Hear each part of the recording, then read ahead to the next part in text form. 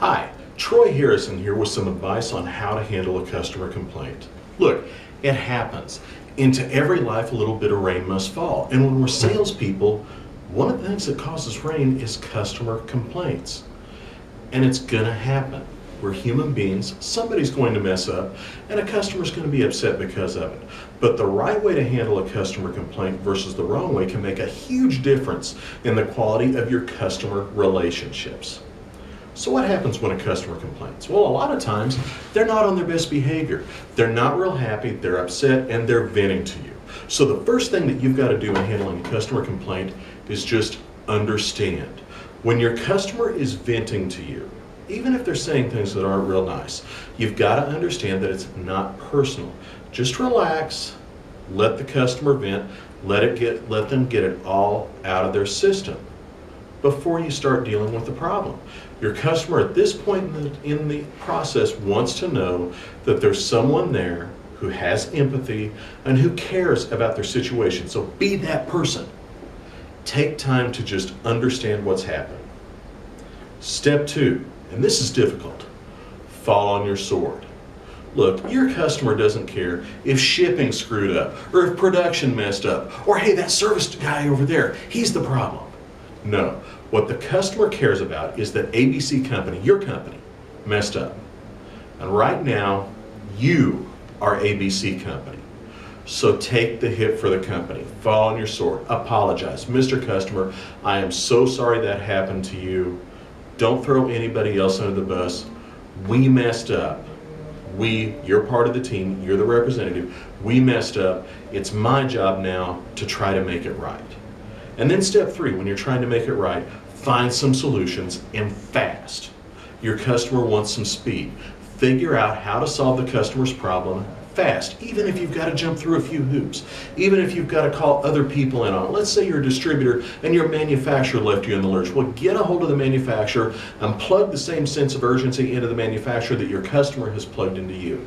Bring all your resources together as quickly as possible to produce a situation where your customer knows that things are being handled. And here's a little subset under that. Do not leave your customer hanging. By that I mean this. A lot of times it'll happen that your customer will call maybe late in the day with a problem and you're not able to get an answer for your customer right then before you go home. Well, you're sitting there at the end of the workday, you can't get an answer from the other person that you've got to get an answer from, you've got nothing to report to the customer, so what are you going to do? A lot of people aren't going to call the customer. Don't be that person. Instead, pick up the phone. Call your customer. Say, Mr. Customer, I know this is a huge problem for you and I know it's critical that we fix it. I just want you to know, I don't have any news for you right now, but I'm on it and I'm going to be on it first thing in the morning. Do not let your customer go home just hanging.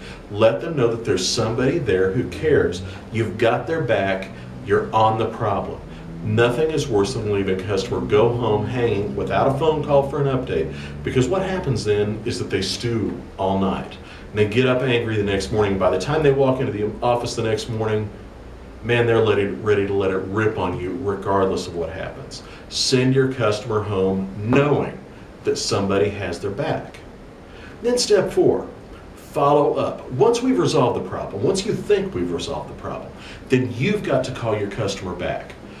The problem isn't resolved until your customer says that it is resolved. So call them back. Say, Mr. Customer, here's what I believe happened. Here's how I believe that we have fixed the issue. However, that's not what's important. What's important is, how do you believe that we have addressed the issue? How do you believe we fixed it? And let the customer give you the feedback. Have you really fixed the problem? It's only fixed when your customer says that it's fixed. Finally, step 5, make it up to them. Now, most companies are going to lead with this step.